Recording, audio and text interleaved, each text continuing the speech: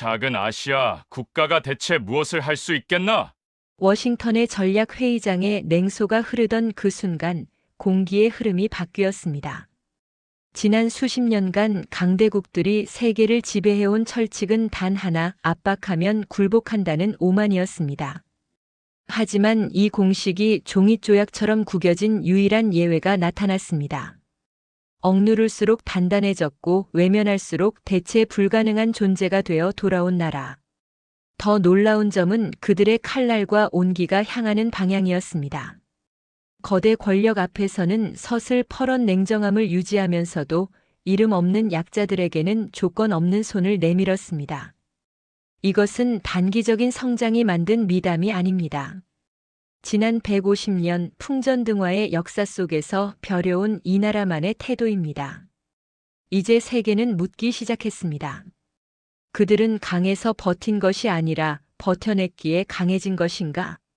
미국 지성계를 뒤흔든 대한민국에 대한 가장 정교한 분석, 지금 시작합니다. 이 채널은 대한민국의 이야기입니다. 우리가 잊지 말아야 할 기록. 좋아요와 구독은 함께한다는 약속입니다. 대한민국을 응원하신다면 대한민국 화이팅이라고 댓글 남겨주세요. 이 영상이 더 많은 외국인들에게 보여지는데 큰 도움이 됩니다. 저는 평생을 국제정치 분석가로 살아왔습니다. 워싱턴의 싱크탱크에서 그리고 대학 강단에서 35년을 일했어요. 제 이름은 조너선 밀러입니다. 제가 가르쳐온 세계 질서는 간단했습니다. 강한 나라가 약한 나라를 압박하고 자원을 가진 나라가 협상 테이블에서 이긴다. 그런 구조였어요. 저는 그걸 의심해 본 적이 없었습니다. 아니, 의심할 이유조차 없었어요. 35년간 제가 본 모든 사례가 그 공식을 증명했으니까요. 그런데 2년 전 제 마지막 학기 강의를 준비하던 어느 날이었어요.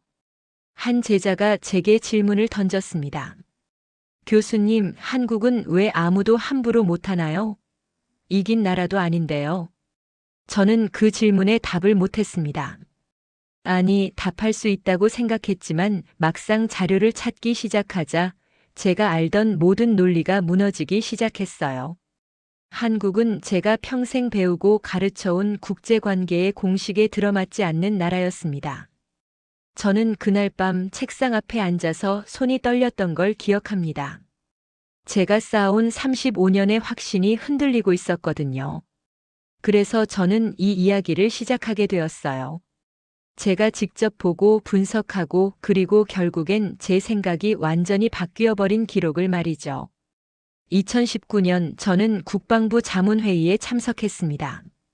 동남아시아 방산 시장 분석 보고서를 검토하는 자리였어요. 그때만 해도 저는 별 관심이 없었습니다. 미국 무기가 팔리지 않는 지역은 거의 없었으니까요. 회의실은 늘 그렇듯 무미건조했고 저는 커피를 홀짝이며 서류를 넘기고 있었어요. 그런데 보고서 한 장을 넘기는 순간 저는 멈춰야 했습니다. 필리핀이 한국제 경공격기를 선택했다는 내용이었어요. 미국제가 아니었습니다.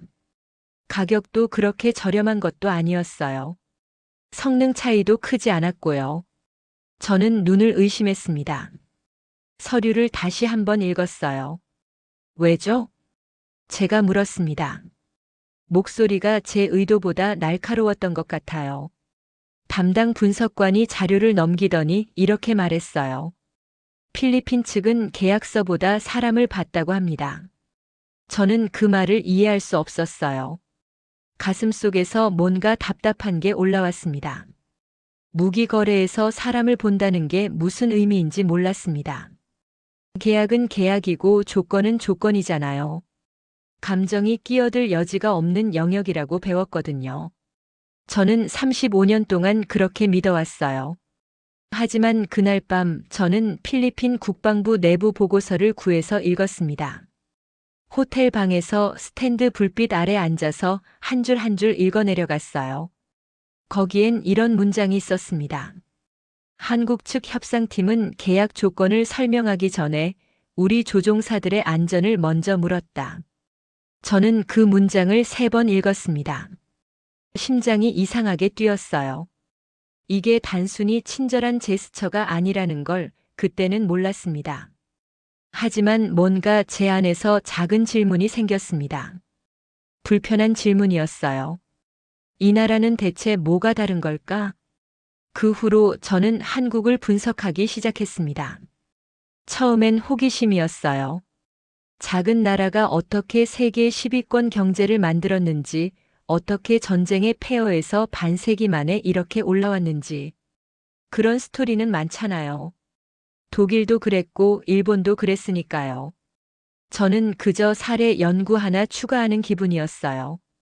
그런데 자료를 읽으면 읽을수록 한국은 달랐습니다. 뭔가 설명이 안 되는 게 너무 많았어요. 2020년 팬데믹이 터졌을 때였어요. 전 세계가 멈췄습니다.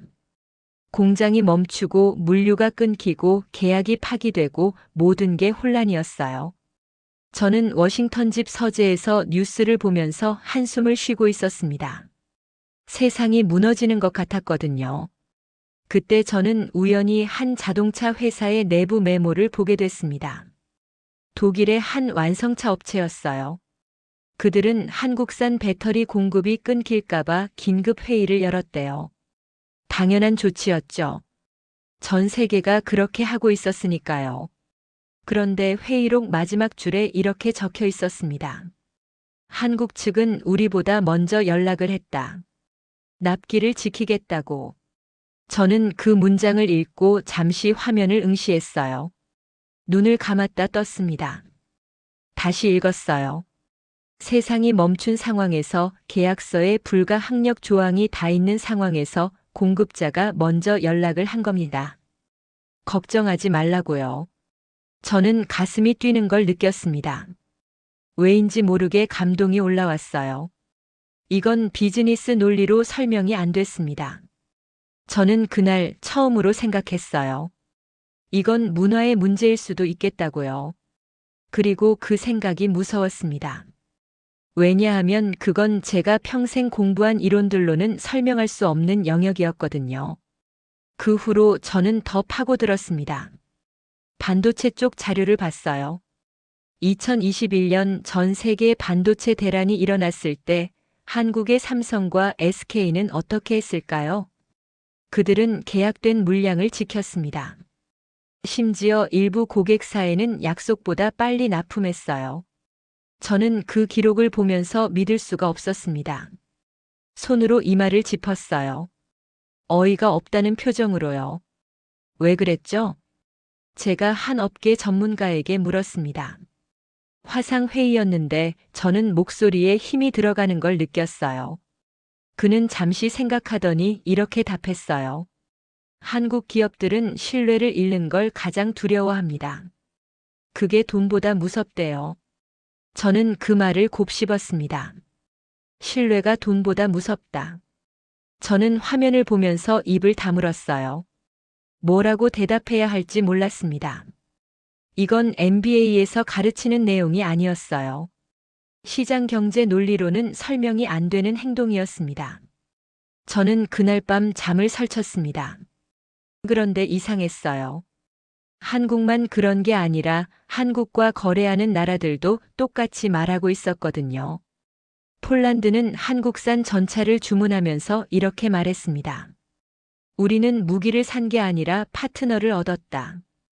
호주는 한국산 자주포를 도입하면서 이렇게 평가했어요. 계약서보다 사후 관리가 더 철저했다. 말레이시아, 인도네시아, 사우디, UAE 모두 비슷한 표현을 썼습니다. 한국은 약속을 지킨다. 한국은 계약 이후가 더 좋다. 한국은 우리를 무시하지 않는다. 저는 이 문장들을 노트에 적으면서 손이 떨렸어요. 패턴이 보였거든요. 이건 우연이 아니었습니다. 그때 깨달았어요. 이건 우연이 아니구나. 이건 전략도 아니구나. 이건 이 나라가 오랫동안 해온 방식이구나. 저는 노트를 덮고 창밖을 바라봤습니다. 가슴이 두근거렸어요. 무언가 큰 진실 앞에 서 있다는 느낌이 들었습니다. 2022년 가을이었습니다. 저는 서울에 있는 한 연구소를 방문했어요. 한국의 외교안보 전략을 연구하는 곳이었습니다. 비행기에서 내렸을 때 저는 긴장했어요. 가슴이 조이는 것 같았습니다. 뭔가 중요한 걸 발견하게 될 거라는 예감이 들었거든요. 거기서 저는 한올로 학자를 만났어요. 그분은 70대 중반쯤 되어 보였고 말수가 적었습니다. 하얀 머리에 깊은 주름이 있었어요. 그런데 눈빛이 살아 있었습니다. 저는 그분 앞에 앉아서 떨리는 목소리로 질문을 꺼냈어요. 한국은 왜 이렇게까지 약속을 지키려 하나요? 그분은 천천히 입을 열었어요. 밀러 교수님, 한국 사람들은 신이라는 단어를 자주 씁니다. 신이요? 네. 믿음과 의리요. 이건 조선시대부터 내려온 언어입니다. 저는 고개를 끄덕였지만 솔직히 그때는 이해 못했어요. 가슴속에 답답함이 올라왔습니다. 조선시대요? 21세기 글로벌 경제에서 500년 전 언어가 무슨 의미가 있을까요? 저는 속으로 의구심을 품었어요. 하지만 그분은 계속 말씀하셨습니다. 목소리가 낮고 무거웠어요. 조선은 작은 나라였습니다. 중국과 일본 사이에 끼어 있었죠. 힘으로는 이길 수 없었어요. 그래서 조선이 선택한 건 신뢰였습니다.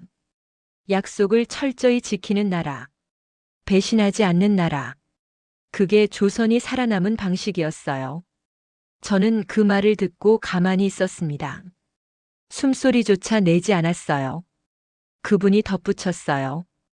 그 DNA가 지금도 남아 있습니다. 한국 사람들은 계약을 어기는 걸 수치로 여겨요. 그게 기업이든 정부든 개인이든 마찬가지입니다. 저는 그날 밤 호텔방에서 잠을 못 잤습니다. 창밖을 보면서 계속 생각했어요.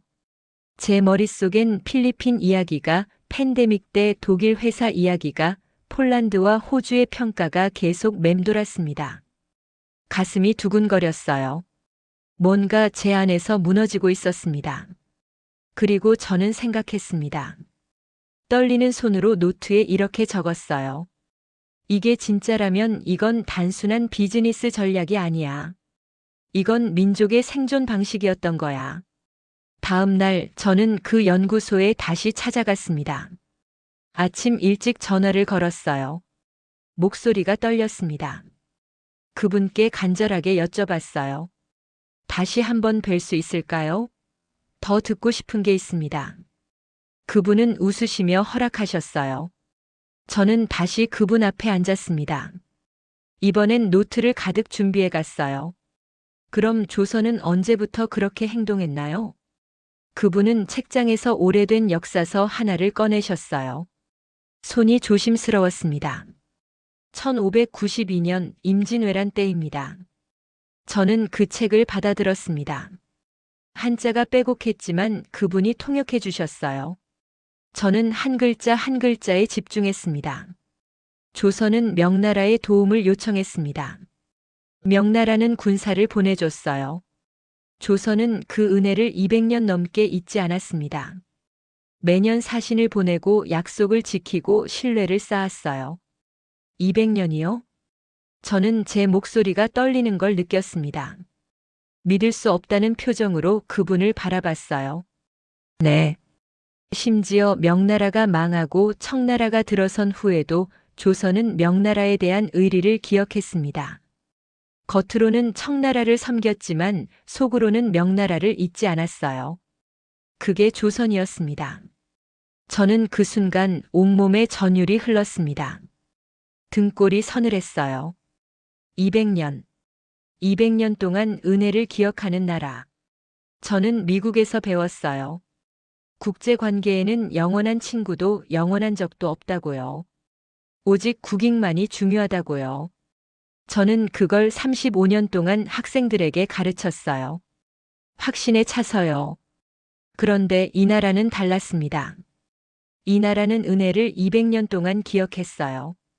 약속을 200년 동안 지켰고요. 저는 눈물이 핑 도는 걸 느꼈습니다. 왜 눈물이 나는지 저도 몰랐어요. 저는 서울에서 일주일을 더 머물렀습니다. 도서관에 가서 기록을 찾아보고 사람들을 만났어요. 그리고 저는 계속 놀랐습니다. 가슴이 뛰었고 손이 떨렸고 밤마다 생각에 잠겼습니다. 1950년 한국 전쟁 때도 마찬가지였어요. 한국은 전쟁 중에도 유엔군에게 약속을 지켰습니다. 식량 지원, 보급로 확보, 민간인 대피 협조 전쟁통에도 계약을 어기지 않았어요. 저는 전쟁 기록을 읽으면서 숨이 막혔습니다.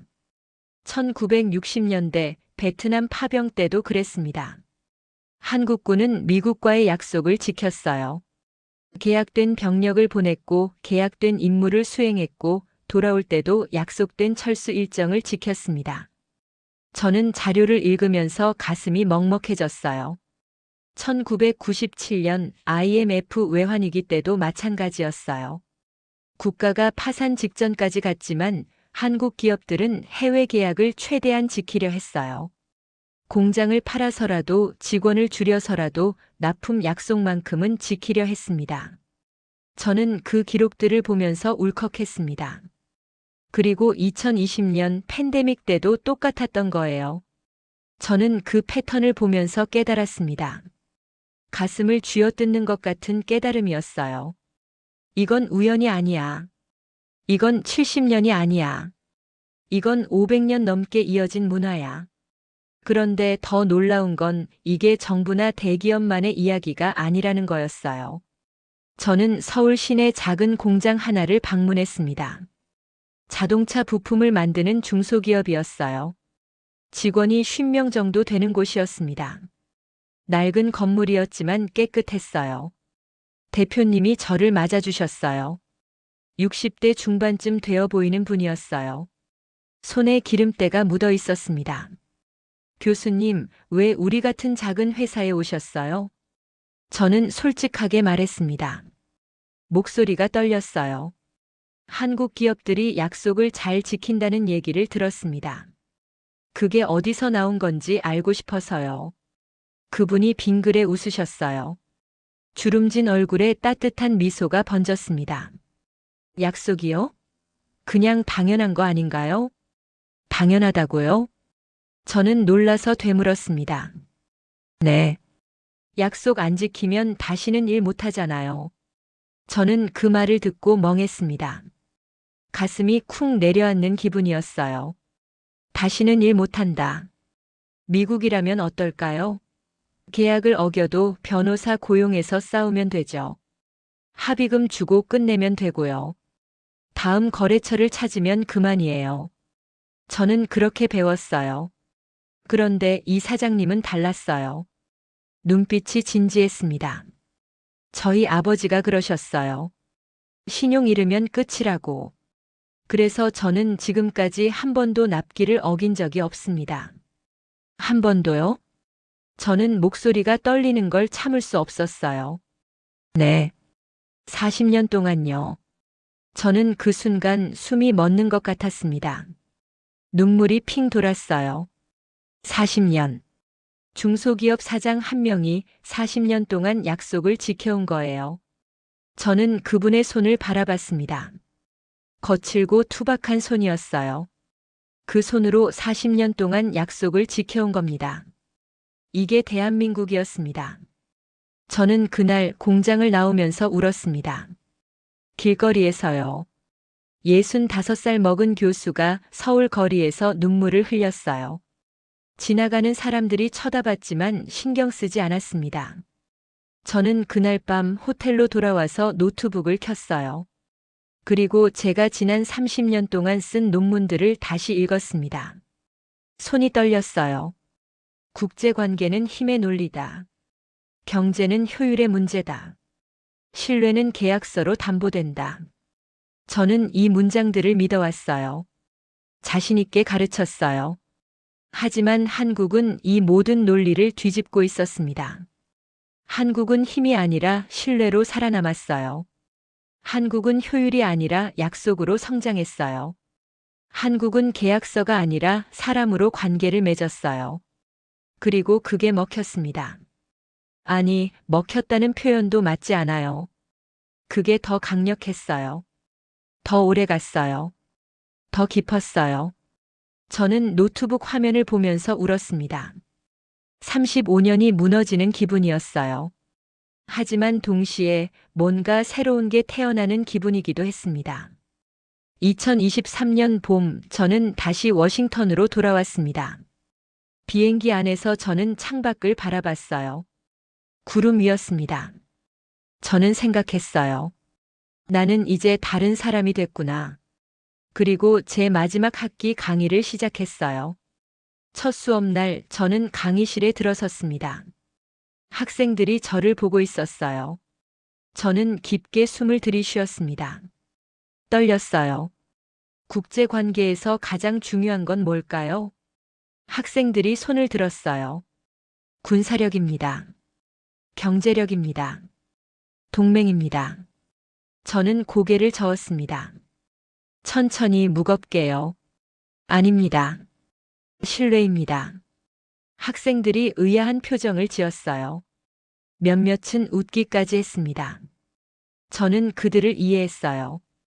저도 2년 전엔 그랬으니까요. 저는 칠판에 한 단어를 썼습니다. 손이 떨렸어요. 대한민국. 대한민국은 군사력으로 강대국이 아닙니다. 경제 규모로도 1위가 아니에요. 그런데 전 세계가 이 나라를 함부로 대하지 못합니다. 왜 그럴까요? 학생들은 대답하지 못했어요. 저는 천천히 말했습니다. 목소리가 떨렸습니다. 약속을 지키는 나라이기 때문입니다. 그날 수업이 끝나고 한 학생이 제게 다가왔어요. 2년 전 제게 질문을 던졌던 그 학생이었습니다. 교수님, 답을 찾으셨나요? 저는 그 학생을 보면서 웃었어요. 눈가가 촉촉해졌습니다. 네, 찾았습니다. 뭔가요? 한국은 500년 전부터 약속으로 살아왔어요. 그게 그들의 생존 방식이었습니다. 학생이 잠시 생각하더니 물었습니다. 그럼 우리도 배워야 하는 거 아닌가요? 저는 그 질문에 바로 답하지 못했어요. 목이 메었거든요. 왜냐하면 그건 단순히 배운다고 되는 게 아니었거든요. 이건 500년 동안 쌓아온 것이었으니까요. 그해 여름 저는 한국에 관한 보고서를 썼습니다. 밤을 새워가며 썼어요. 손이 떨렸고 가슴이 뛰었고 눈물이 났습니다. 제목은 이랬어요. 신뢰의 국가 대한민국은 어떻게 약속으로 세계를 움직이는가. 그 보고서는 워싱턴 싱크탱크에 제출됐고 일부 정책 입안자들이 읽었습니다. 그런데 반응은 시큰둥했어요. 너무 이상적이다. 현실성이 없다. 감정적이다. 저는 그 평가를 받고 씁쓸했습니다. 가슴이 아팠어요. 하지만 이해했어요. 그들은 아직 몰랐으니까요. 제가 직접 보고 느낀 걸 그들은 경험하지 못했으니까요. 저는 창밖을 보면서 생각했습니다. 언젠가 알게 될 거야. 2024년 초 유럽에서 한 가지 사건이 터졌습니다. 폴란드가 한국산 무기를 추가로 대량 주문한 거예요. 원래 계약보다 3배 더 많은 물량이었습니다. 저는 그 뉴스를 보고 가슴이 뛰었어요. 언론은 물었습니다. 왜 한국이냐? 폴란드 국방부 장관이 대답했어요. 한국은 약속한 날짜보다 빨리 납품했습니다. 그리고 품질도 계약서보다 좋았습니다. 우리는 신뢰할 수 있는 파트너를 찾았습니다. 저는 그 기사를 보고 제 보고서를 다시 꺼내 읽었어요. 눈물이 났습니다. 그리고 생각했습니다. 세상이 이제 조금씩 알아가고 있구나. 하지만 저는 여전히 궁금했습니다. 한국은 왜 이렇게까지 신뢰를 중요하게 여기는 걸까요?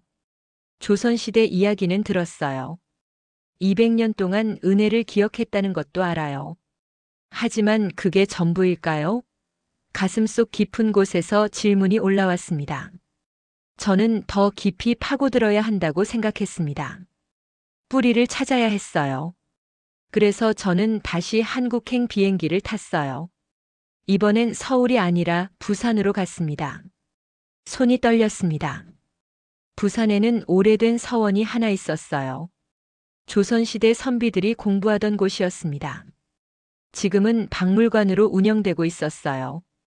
낡은 건물이었지만 기품이 있었습니다. 저는 그곳 관장님을 만났습니다. 70대 후반의 역사학자였어요. 흰 수염에 온화한 얼굴이었습니다. 밀러 교수님, 무엇을 찾으러 오셨나요? 저는 솔직하게 말했습니다. 목이 메었어요. 조선시대 사람들은 왜 그렇게 신의를 중요하게 여겼나요? 관장님이 빙그레 웃으셨어요. 깊은 주름 속에서 눈이 반짝였습니다. 선비 정신 때문입니다. 선비 정신이요? 네. 선비는 목숨을 걸고 약속을 지켰습니다. 그게 선비의 자존심이었어요. 관장님은 저를 안쪽 전시실로 안내하셨어요. 거기엔 오래된 편지들이 액자에 걸려 있었습니다. 누렇게 바랜 종이들이었어요. 이건 1600년대 한 선비가 쓴 편지입니다. 그는 친구와 약속을 했어요. 10년 후에 다시 만나자고요. 그런데 그 친구는 전쟁에 나가서 죽었습니다. 저는 편지를 읽었어요. 한글로 적혀 있었지만 관장님이 통역해 주셨습니다. 저는 숨을 참았어요. 나는 약속을 지키지 못했다. 친구여, 미안하다. 저는 그 문장을 보고 가슴이 먹먹해졌습니다. 눈물이 핑 돌았어요. 친구가 죽었는데 자신이 약속을 못 지킨 걸 후회하는 거예요. 저는 손으로 입을 막았습니다. 관장님이 조용히 말씀하셨어요. 조선 사람들에게 약속은 생명과 같았습니다. 약속을 어기면 사람이 아니라고 여겼어요.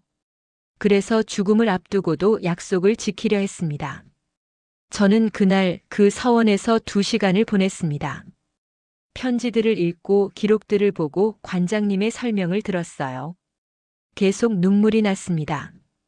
저는 65살 노교수가 한국의 작은 서원에서 울고 있었어요. 그리고 저는 깨달았습니다. 가슴 깊은 곳에서 깨달았어요. 이건 단순한 문화가 아니야. 이건 철학이야. 이건 삶의 방식이야. 그날 밤 부산 호텔방에서 저는 창밖을 바라봤습니다. 바다가 보였어요. 어둠 속에서 불빛들이 반짝이고 있었습니다. 물결 소리가 들렸어요. 저는 생각했어요. 가슴이 뛰었습니다. 이 나라는 전쟁을 겪었어. 분단을 겪었어. 가난을 겪었어. 그런데도 약속을 지켰어. 필리핀은 한국을 선택했어요. 폴란드도 호주도 말레이시아도 마찬가지였고요. 그들은 무기를 산 게 아니었습니다. 그들은 신뢰를 산 거예요. 그리고 그 신뢰는 500년 전부터 쌓여온 거였습니다. 저는 눈물을 닦았어요. 저는 다음 날 서울로 돌아왔어요. 그리고 국립중앙박물관에 갔습니다. 조선시대 외교 문서들이 전시돼 있었거든요. 손이 떨렸습니다. 거기서 저는 한 가지 기록을 발견했습니다. 1636년 병자호란 때의 이야기였어요. 조선은 청나라에게 항복했습니다. 굴욕적인 항복이었어요. 왕이 무릎을 꿇었습니다. 저는 그 그림을 보면서 가슴이 아팠어요. 하지만 조선은 청나라와의 약속을 지켰어요. 매년 조공을 보냈고 사신을 파견했고 계약을 어기지 않았습니다. 심지어 청나라가 명나라를 공격할 때 조선은 군사까지 보냈어요. 내키지 않았지만 약속이었으니까요. 그리고 200년 후 청나라가 망할 때쯤엔 오히려 청나라가 조선을 존중하게 됐습니다. 약속을 지키는 나라라는 평판 때문이었어요. 저는 그 기록을 보면서 전율했습니다. 온몸에 소름이 돋았어요. 이 나라는 굴욕 속에서도 약속을 지켰구나. 저는 손으로 가슴을 짚었습니다. 그날 오후 저는 한 카페에 앉아서 노트에 이렇게 적었습니다. 손이 떨렸어요. 대한민국은 힘으로 이긴 나라가 아니다. 신뢰로 이긴 나라다. 그리고 저는 깨달았어요. 눈물이 났습니다. 이건 단순한 성공 스토리가 아니라는 걸요. 이건 생존의 역사였습니다. 조선은 작았어요. 중국과 일본 사이에서 살아남으려면 힘이 아닌 다른 걸 선택해야 했어요. 그래서 그들은 신뢰를 택했습니다. 약속을 지키는 나라, 배신하지 않는 나라, 은혜를 기억하는 나라. 그게 조선이 살아남은 방식이었고 지금 대한민국이 세계에서 존중받는 이유였습니다. 저는 커피잔을 들었어요. 손이 떨려서 물이 흔들렸습니다. 2024년 가을, 저는 은퇴를 앞두고 마지막 논문을 썼습니다. 밤을 새워가며 썼어요. 울면서 썼습니다. 제목은 이랬어요. 약속의 힘, 대한민국이 세계에 보여준 500년의 교훈. 저는 그 논문에서 이렇게 썼습니다. 국제관계는 힘만으로 설명되지 않는다. 신뢰가 더 강력할 때가 있다. 그리고 대한민국은 그것을 증명한 나라다. 논문은 몇몇 학술지에 실렸어요. 반응은 여전히 엇갈렸습니다. 흥미롭지만 예외적이다. 일반화하기 어렵다. 저는 그런 평가들을 보면서 생각했습니다. 슬펐어요. 그래, 예외적인 게 맞아. 하지만 그 예외가 지금 세계를 바꾸고 있어. 얼마 전 저는 한 국제회의에 참석했습니다. 아시아 안보 포럼이었어요. 거기서 한 동남아 국가의 외교관이 이렇게 말했습니다. 우리는 더 이상 강대국만 보지 않습니다. 우리는 신뢰할 수 있는 파트너를 찾습니다. 그리고 그가 덧붙였어요. 한국은 우리에게 그런 나라입니다. 저는 그 말을 듣고 가슴이 뭉클했습니다. 눈물이 핑 돌았어요. 제가 2019년에 처음 품었던 질문, 한국은 왜 아무도 함부로 못하나요? 이제 답을 알게 됐어요. 한국은 약속을 지키는 나라이기 때문입니다.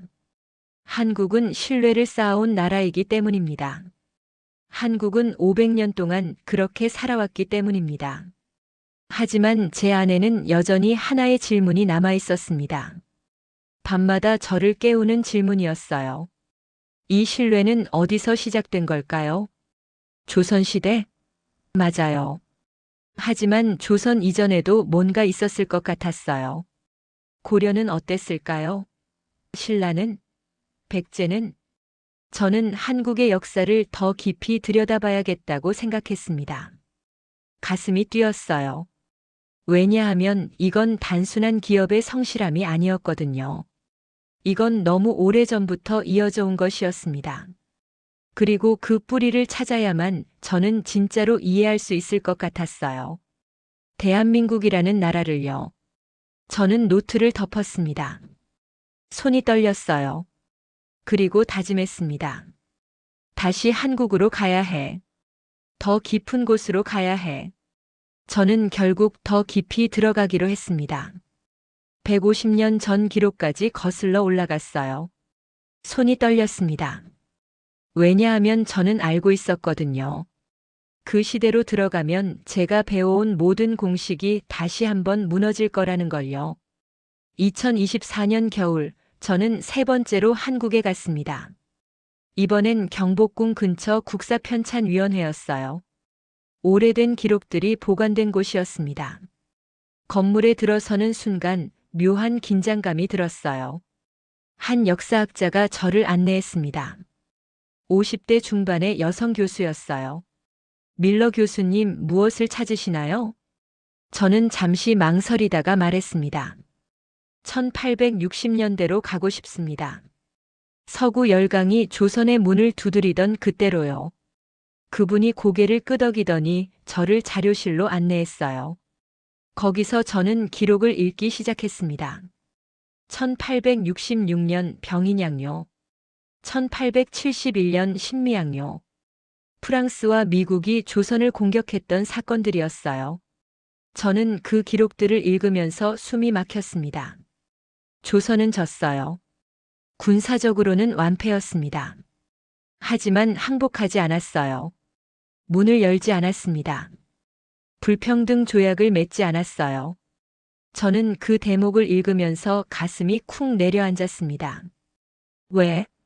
왜 졌는데도 항복하지 않았을까요? 왜 더 큰 피해를 감수하면서도 문을 열지 않았을까요? 저는 그날 밤 호텔에서 기록을 다시 읽었습니다. 손전등을 켜고 침대에 앉아서요. 그리고 한 문장을 발견했습니다. 선례를 남기면 안 된다. 조선 조정의 회의록에 적혀 있던 말이었어요. 저는 그 문장을 보고 온몸에 전율이 흘렀습니다. 선례. 그들은 이기고 지는 게 중요한 게 아니었어요. 쉽게 굴복하는 나라라는 기억을 남기는 게 두려웠던 겁니다. 저는 그 순간 깨달았어요. 눈물이 핑 돌았습니다. 이 나라는 전쟁에서 진 게 아니야. 이 나라는 기억의 전쟁에서 이긴 거야. 다음 날 저는 그 역사학자를 다시 만났습니다. 카페에 앉아서 따뜻한 차를 앞에 두고 물었어요. 그 선택이 맞았나요? 항복하지 않은 게요. 그분이 천천히 대답했습니다.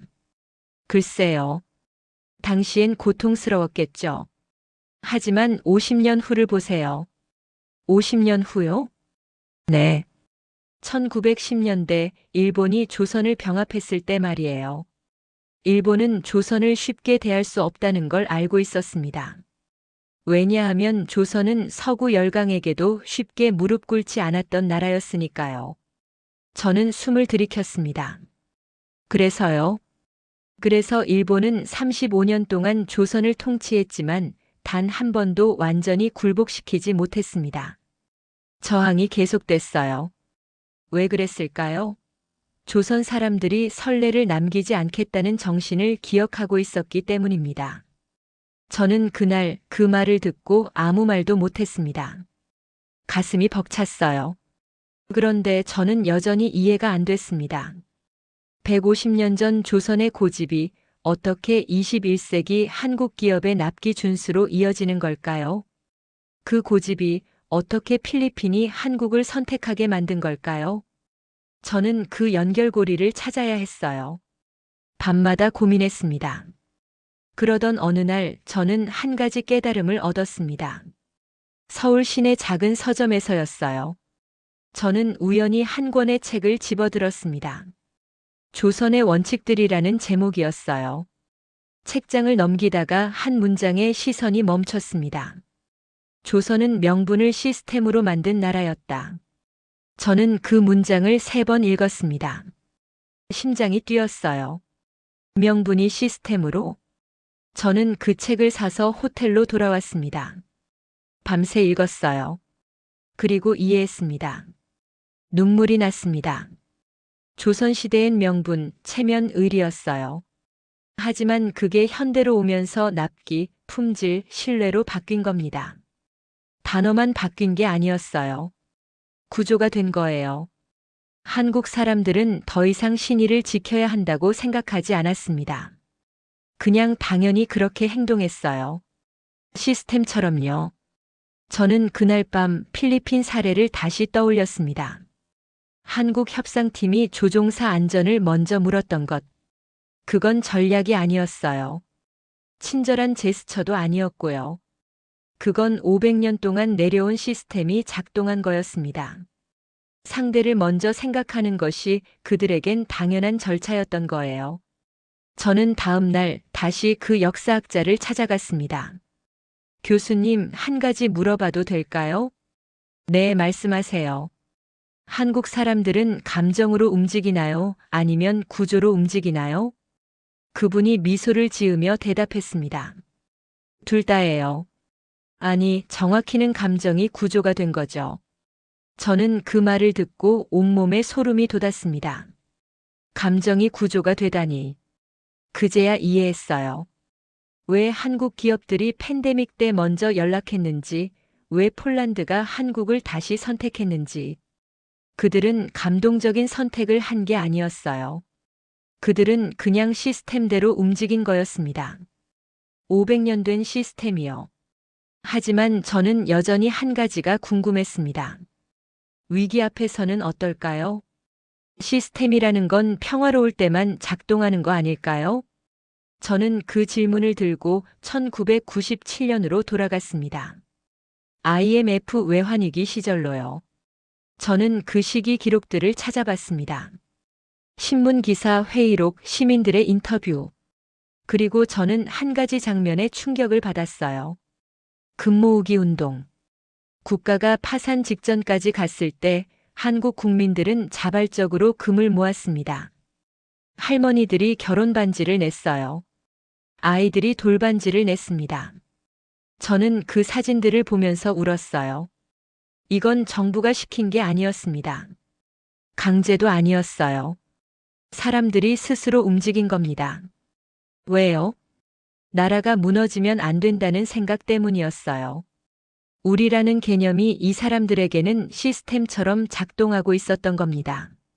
저는 그날 밤 호텔방에서 창밖을 바라봤습니다. 서울의 불빛들이 반짝이고 있었어요. 저는 생각했습니다. 손이 떨렸어요. 이 나라를 통제 가능한 국가로 분류할 수 없어. 국제 정치학에는 국가를 분류하는 기준이 있습니다. 민주주의, 권위주의, 독재, 연방제 그런 것들이요. 하지만 한국은 어디에도 딱 들어맞지 않았어요. 민주주의 국가인데 위기 때는 권위주의 국가보다 빠르게 움직였습니다. 개인주의 사회인데 집단주의 국가보다 강한 연대를 보였어요. 저는 그제야 인정했습니다. 가슴 깊은 곳에서요. 이 나라는 내가 아는 공식으로는 설명할 수 없어. 2020년 코로나 팬데믹이 터졌을 때도 마찬가지였습니다. 저는 워싱턴에서 뉴스를 봤어요. 한국은 봉쇄를 하지 않았습니다. 강제 격리도 최소화했어요. 하지만 확진자는 줄어들었습니다. 어떻게 그럴 수 있었을까요? 저는 자료를 찾아봤습니다. 그리고 발견했어요. 사람들이 자발적으로 협조했던 겁니다. 마스크를 쓰고 거리를 두고 동선을 공개하고 정부가 강제하지 않았는데도요. 저는 그 장면을 보면서 전율했습니다. 시스템이 사람이 된 거야. 사람이 시스템이 된 거야. 그때 저는 깨달았습니다. 한국의 힘은 군사력이 아니에요. 경제력도 아니고요. 한국의 힘은 태도와 시스템이었습니다. 500년 동안 쌓아온 신뢰의 구조. 개인이 아니라 집단 전체가 작동하는 시스템. 그게 한국이었어요. 저는 그 사실을 확인하고 싶었습니다. 그래서 2024년 봄 저는 유럽으로 갔어요. 폴란드였습니다. 폴란드 국방부 관계자를 만났습니다. 왜 한국을 선택했나요? 제가 물었어요. 그는 잠시 생각하더니 대답했습니다. 한국은 약속을 지키는 나라니까요. 그게 전부인가요? 아니요. 한국은 우리를 무시하지 않았습니다. 큰 나라들은 우리를 작은 나라로 봤어요. 하지만 한국은 달랐습니다. 그들은 우리를 동등한 파트너로 대했어요. 저는 그 말을 듣고 가슴이 뭉클했습니다. 동등한 파트너. 조선시대 선비들이 중국 사신을 대하던 태도가 떠올랐어요. 힘은 약했지만 예를 갖췄던 그 태도가요. 그게 21세기에도 이어지고 있었던 겁니다. 저는 폴란드에서 일주일을 머물렀습니다.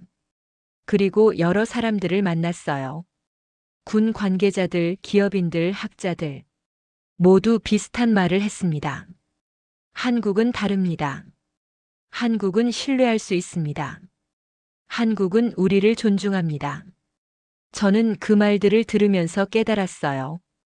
구조적 권력의 역전이 일어나고 있다는 걸요. 예전 공식은 이랬습니다. 강대국이 약소국을 압박하면 약소국은 굴복한다. 저는 35년 동안 그렇게 배웠고 그렇게 가르쳤어요. 하지만 지금은 달랐습니다. 한국을 압박하면 글로벌 시스템이 흔들렸어요. 반도체가 끊기고 배터리가 끊기고 조선소가 멈추고 강대국들도 그걸 알고 있었습니다. 그래서 함부로 못했어요. 한국은 이긴 나라가 아니었습니다. 하지만 함부로 할 수 없는 나라였어요. 저는 그 차이를 이해하는 데 2년이 걸렸습니다. 2024년 여름 저는 마지막으로 한국을 방문했습니다. 이번엔 제주도였어요. 바다가 보이는 작은 카페에 앉아서 저는 노트를 폈습니다. 지난 2년 동안의 기록들이 빼곡했어요. 필리핀, 폴란드, 팬데믹, 조선시대, 병인양요, 금모으기 운동. 모든 게 연결돼 있었습니다. 저는 그날 마지막 문장을 적었습니다. 손이 떨렸어요. 제가 가르쳐온 세계 질서는 반쪽짜리였습니다. 그해 가을 저는 은퇴했습니다. 마지막 강의 날 저는 학생들 앞에 섰어요. 35년 동안 선 그 자리였습니다. 저는 깊게 숨을 들이쉬었어요. 여러분, 제가 평생 가르쳐온 내용 중 일부는 틀렸습니다. 학생들이 놀란 표정으로 저를 봤어요. 저는 계속 말했습니다. 힘은 명령하는 게 아닙니다. 힘은 거부할 수 없게 만드는 겁니다. 칠판에 한 단어를 썼어요. 트러스트. 신뢰는 약한 나라의 무기가 아닙니다. 신뢰는 가장 강력한 힘입니다. 그리고 대한민국은 그것을 500년 동안 증명해 왔습니다. 강의가 끝나고 한 학생이 다가왔습니다. 교수님, 그럼 우리는 뭘 배워야 하나요? 저는 잠시 생각했어요. 그리고 대답했습니다. 약속을 지키는 것, 상대를 존중하는 것, 그리고 선례를 남기지 않는 것. 그게 전부인가요? 하지만 그걸 시스템으로 만드는 데는 500년이 걸렸습니다. 학생이 고개를 끄덕였어요. 그날 밤 저는 집으로 돌아왔습니다. 서재에 앉아서 창밖을 바라봤어요. 워싱턴의 밤하늘이었습니다. 저는 생각했어요. 한국을 처음 분석하기 시작했을 때 저는 호기심이었어요. 하지만 지금은 존경이었습니다. 아니, 존경보다 더 깊은 감정이었어요. 경외. 저는 한국이라는 나라 앞에서 경외를 느꼈습니다. 며칠 후 저는 한 통의 이메일을 받았습니다. 폴란드 국방부에서 온 거였어요. 밀러 교수님, 한국과의 계약이 또 성사됐습니다. 이번엔 전투기입니다. 저는 그 이메일을 읽고 미소 지었어요. 눈가가 촉촉해졌습니다. 그리고 답장을 썼습니다. 당신들의 선택이 옳습니다. 한국은 약속을 지키는 나라니까요. 2025년 새해 저는 마지막 논문을 출판했습니다. 제목은 이랬어요. 이긴 나라가 아닌 거부할 수 없는 나라 대한민국의 구조적 권력. 그 논문에서 저는 이렇게 썼습니다. 국제관계는 더 이상 힘만으로 설명되지 않는다. 21세기에는 신뢰가 권력이다. 그리고 대한민국은 그것을 500년 전부터 알고 있었다. 논문은 여러 학술지에 실렸어요. 이번엔 반응이 달랐습니다. 혁신적이다. 재고해 볼 필요가 있다. 새로운 패러다임이다. 저는 그 평가들을 보면서 안도했습니다. 세상이 이제 알아가고 있구나. 얼마 전 저는 한 국제 포럼에 초청받았습니다. 21세기 국제 질서의 변화라는 주제였어요. 저는 단상에 올라가서 이렇게 말했습니다. 여러분, 강대국의 시대는 끝나가고 있습니다. 청중들이 웅성거렸어요. 저는 계속 말했습니다. 이제는 신뢰받는 나라의 시대입니다. 그리고 그 중심에 대한민국이 있습니다. 박수가 터졌어요. 하지만 저는 박수를 받으려고 한 말이 아니었습니다. 저는 진심이었어요. 강연이 끝나고 한 동남아 외교관이 제게 다가왔습니다. 교수님, 우리나라도 한국처럼 될 수 있을까요? 저는 잠시 생각했어요. 그리고 대답했습니다. 500년은 걸릴 겁니다. 하지만 시작할 수는 있어요. 오늘부터요. 그가 물었습니다. 어떻게요? 약속을 지키는 것부터 시작하세요. 그리고 그걸 시스템으로 만드세요. 그가 고개를 끄덕였어요. 눈빛이 진지했습니다. 지난주 저는 우편으로 한 권의 책을 받았습니다. 한국에서 온 거였어요. 제 논문을 번역한 책이었습니다. 표지에는 이렇게 적혀 있었어요. 약속의 나라. 저는 그 책을 열어봤습니다. 서문이 있었어요. 한국의 어느 역사학자가 쓴 글이었습니다. 조너선 밀러 교수는 외국인이지만 한국을 한국인보다 더 깊이 이해했다. 그는 우리가 잊고 있던 우리의 정체성을 다시 일깨워 주었다. 저는 그 문장을 읽고 울었습니다. 65살 노 교수가 미국집 서재에서 울었어요. 오늘 저는 이 기록을 마무리합니다. 2년 동안의 여정이었어요. 한국을 분석하면서 저는 제 자신도 변했습니다. 제가 믿어온 세계가 무너졌고 새로운 세계가 보였어요. 사람들은 묻습니다. 한국의 힘은 뭡니까? 저는 이제 자신 있게 대답할 수 있어요. 약속입니다. 500년 동안 지켜온 약속이요. 그게 전부인가요? 네. 하지만 그 약속이 시스템이 됐고 그 시스템이 나라를 만들었습니다. 제가 이 이야기를 시작할 때 저는 호기심 많은 분석가였습니다. 하지만 지금 저는 한 사람의 증인입니다. 저는 목격했어요. 작은 나라가 신뢰로 세계를 움직이는 걸요. 패배한 역사가 존중으로 바뀌는 걸요. 약속이 권력이 되는 걸요. 여러분께 이 이야기를 전합니다. 대한민국은 특별한 나라입니다. 군사력 때문이 아니에요. 경제력 때문도 아니고요. 그들은 500년 동안 한 가지를 지켰습니다. 약속. 그리고 그 약속이 지금 세계를 바꾸고 있습니다. 저는 이제 알아요. 힘은 총이나 돈에서 나오는 게 아니라는 거요. 힘은 신뢰에서 나옵니다. 그리고 신뢰는 하루아침에 만들어지지 않아요. 500년이 걸립니다. 한국은 이겼습니다. 전쟁에서가 아니에요. 경제에서도 아니고요. 한국은 시간에서 이긴 겁니다. 500년 동안 약속을 지켜온 시간, 그 시간이 지금 세계가 거부할 수 없는 힘이 됐어요. 제 마지막 강의 날, 한 학생이 물었습니다. 교수님, 그럼 우리는 한국에서 뭘 배워야 하나요? 저는 잠시 생각했어요. 그리고 대답했습니다. 인내를 배우세요. 약속을 배우세요. 그리고 선례를 남기지 않는 용기를 배우세요. 그게 힘이 되나요? 네? 500년 후에는요. 학생들이 웃었어요. 하지만 저는 진심이었습니다. 저는 이제 이 기록을 닫습니다. 한국에 대한 제 분석은 여기서 끝납니다. 하지만 한국의 이야기는 계속될 거예요. 왜냐하면 그들은 아직도 약속을 지키고 있으니까요. 그리고 세계는 그들을 존중하고 있으니까요. 마지막으로 한 가지만 말씀드리고 싶습니다. 저는 35년 동안 국제정치를 가르쳤어요. 하지만 진짜 배운 건 마지막 2년이었습니다. 한국에게서요. 그들은 제게 가르쳐줬어요. 힘은 명령하는 게 아니라 존중받는 거라고. 승리는 이기는 게 아니라 신뢰받는 거라고. 그리고 약속은 500년을 견디는 거라고. 저는 이제 알아요. 대한민국은 작은 나라가 아니라는 거려. 그들은 거대한 나라예요. 500년 동안 쌓아온 신뢰만큼 거대한 나라입니다.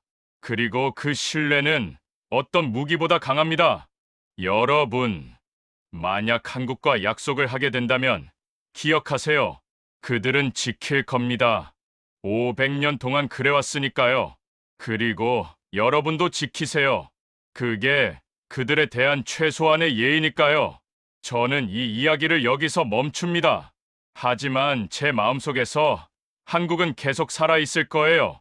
존경과 함께, 경애와 함께, 그리고 감사와 함께 대한민국, 약속의 나라, 신뢰의 나라, 그리고 거부할 수 없는 나라. 저는 그들 앞에서 고개를 숙입니다. 오늘 이야기가 좋았다면 다음 이야기도 꼭 함께 해주세요. 구독과 좋아요는 저에게 큰 힘이 됩니다.